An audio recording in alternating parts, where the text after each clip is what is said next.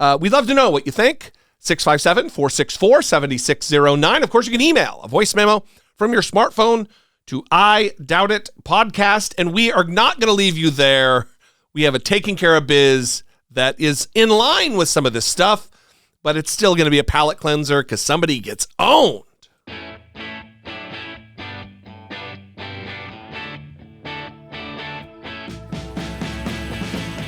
Taking Care of Biz.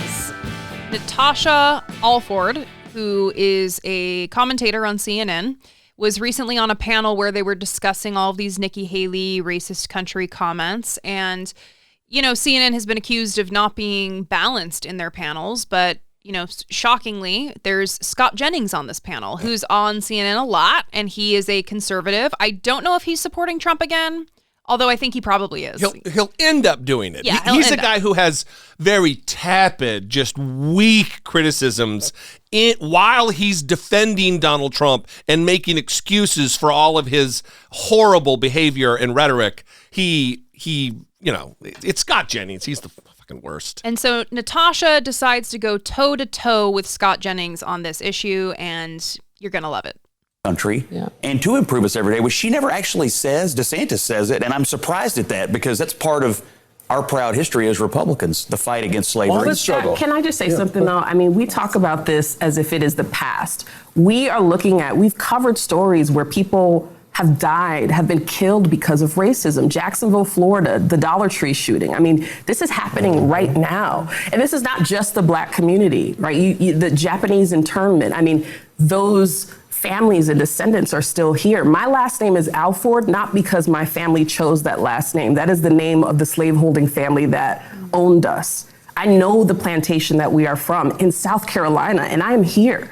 My father desegregated a school. He remembers those things. So why do we have to talk about it as if it is past? This is right now. The pain is real. The survivors of racism, we are here, right? And so if you don't have a message around that talks about the future, that talks about the present, you cannot lead this country. Well, Republicans do have a message around it. And it's to ignore it. It's to say that we are colorblind, which does not solve the problem. But it is to say that we are undoubtedly a better and stronger nation on this front today than we were 10, 20, 40, 50, 150, 180 years ago. We are undoubtedly better as an American people than we ever have been, and that will be true again tomorrow. And I think that was the point. But why is it? It's not because we ignored it. It's because people called out what was uncomfortable, and they challenged the status quo, and they said we need to live up to what the American dream actually is. Those were the people who were demonized. We just celebrated Martin Luther King. Martin Luther King was killed.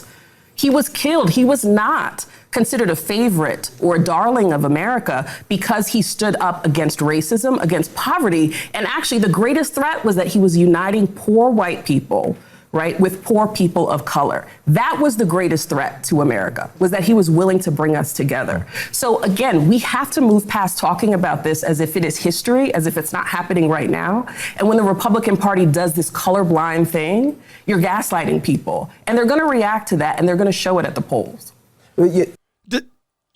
Does Scott Jennings not listen as he's speaking? He's saying, oh, we've made progress. We're better today than we were yesterday or 10 or 20 or 30 or 40 or 50 years or 250 years ago. We're better today. We've made progress. What progress on what front, Scott Jennings? Is it progress on the racism front? Ooh. Is that the Rick Santorum. I mean, come on. Listen to what you're saying. The narrative that you're spinning, because that's what he does. He's a political spinster. It doesn't even make sense when he says it.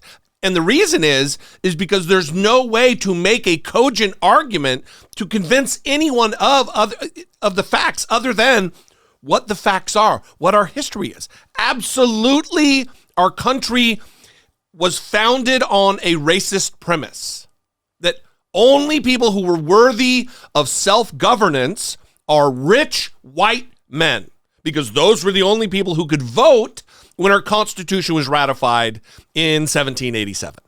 That was it. White rich men, not women, certainly not black men, certainly not black women. So come on, let's. Let's dispense with this fairy tale about America.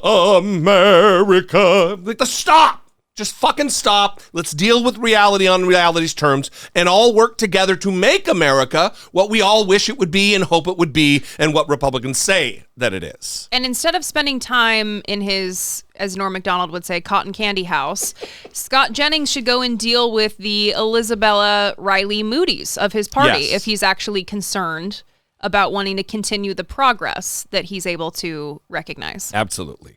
Well, we're going to leave you there. We love you guys. We appreciate you very much. Thanks for joining us for this 900th episode of I Doubt It podcast. We would ask that if you are in it for the long haul with us, if you want to see 901 and beyond, and you'd like to help produce this show, please go to patreon.com/I Doubt It podcast and help support monetarily. $2 a month you could start giving $1.99 a month and help support the show for as little as that. We love you. We appreciate you. We'll see you next time. For Brittany Page, I'm Jesse Dollemore, and this has been I Doubt It.